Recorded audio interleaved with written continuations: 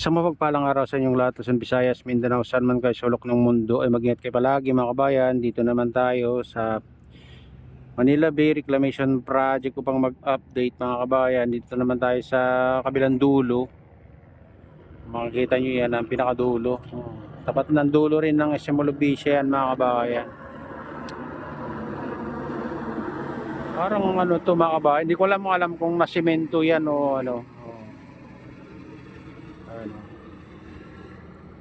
Parang nasimento mga kabayan, hindi ko lang sure. Ayan, dito banda.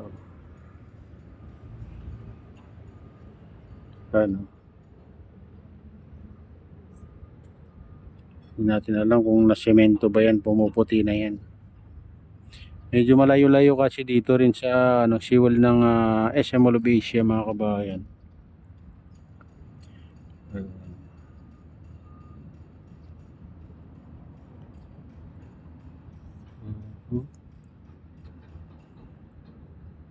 Dito maraming ano dito crane mga kabayan, no?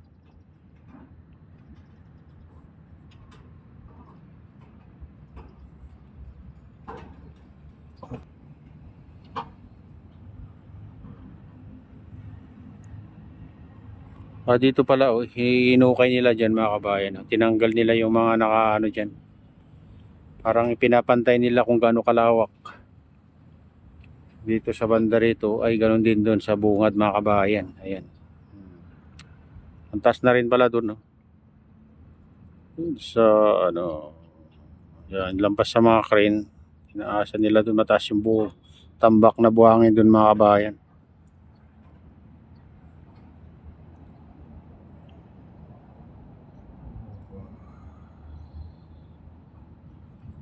Yan, parang ano, black and white yung video natin kasi ano yan mga kabayan, nagre-reflect sa kalangitan. Uh, reflect sa taas yung tubig. Eh, kita-kita naman yung ano dito mga kabayan, medyo bawas na yung pag doon sa Bataan, ha, sa bundok. Yan, bundok ng Bataan. Yan, mayroong sea of clouds mga kabayan. Malayo. Tingnan nyo, malayo.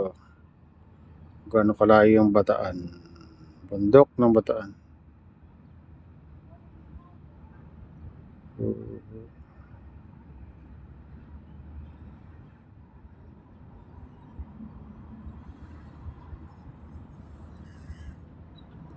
Parang ano, black and white yung video pag ganito. Maulap na naman kasi mga kabayan.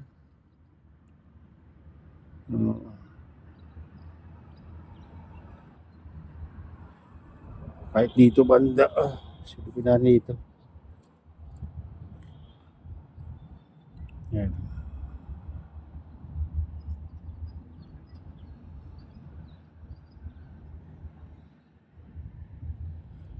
Binubuhat pala yung ano dyan, pipe ng payloader mga kabayan natin. Ayan. Dinadala niya dyan yung pipe na malaki. Yan ang pinagdudugtong nila mga kabayan. Yung dinudugtong nila sa mga ano, pambuhos nila na galing sa ano. Ay ang gagamitin ng ano, sa ano, i-connect sa ano, dredging vessel mga kabayan. Ganun kalalaki.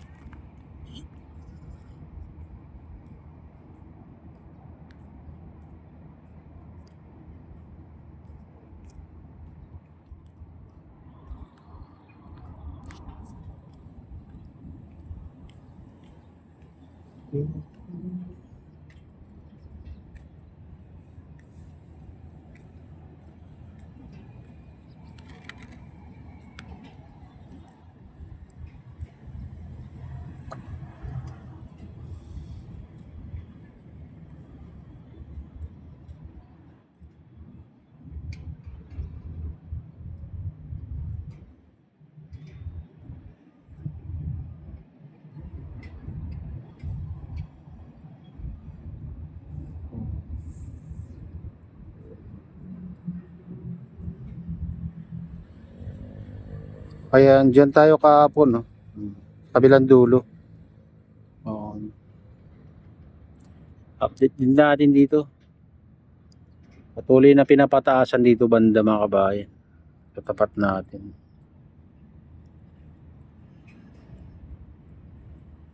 Pag dito ka banda, pakalam mo ano yan, no? Parang walang tulay dyan sa likod niyan mga kabayan dito. Banda. Mayroong tulay na nagkukunik dito sa island na to.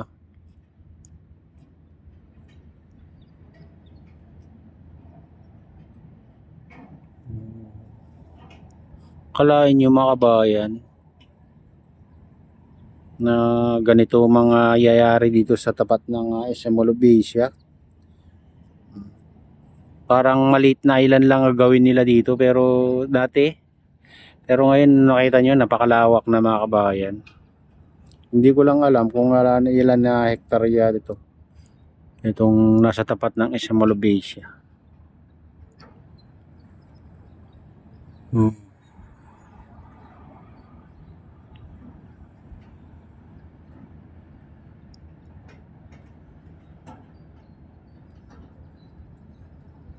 Dati sabi nila ano lang gagawin nilang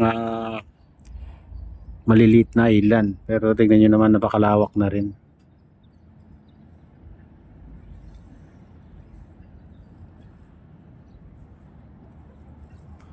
Hindi mo na rin matanaw yung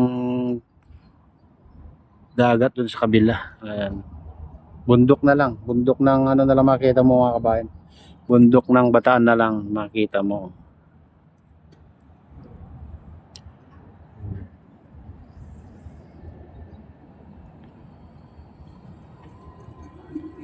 Dito naman banda Cavite yan, Cavite dyan mga kabayan. Ayan, bandang Cavite. Balitaan ko na ano mga kabayan. Inumpisan na daw yung tulay papuntang Bataan. Ewan ko lang mga kabayan kung totoo.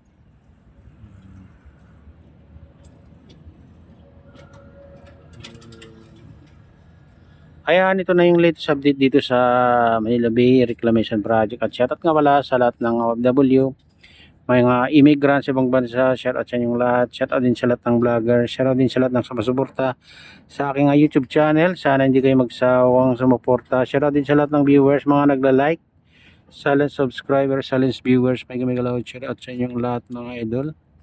Shoutout din sa mga nagko-comment, nag-like, silent subscribers, silent viewers. Ayan, mega loud shoutout sa inyong lahat. Shoutout din kay Kuya Iyo, kay Ate Lynn, kay Kuya Rick, sa aking misis. Ayan. Sa utol ko dyan sa Honoluluway na si Nestor. Ayan. Shoutout sa inyong lahat dyan sa Honoluluway. Ayan. At shoutout din sa lahat ng taga Bago Binarlos Norte, taga Malanggi Minterlos Norte, taga Pasukin Ilocos Norte. May galaw shoutout sa inyong lahat. Shoutout din kay Ma'am Kate Shadam, kay Freddy. Ayan, shoutout sa inyong lahat. At pagpalain na ng Diyos at ingat kayo palagi. God bless. Bye.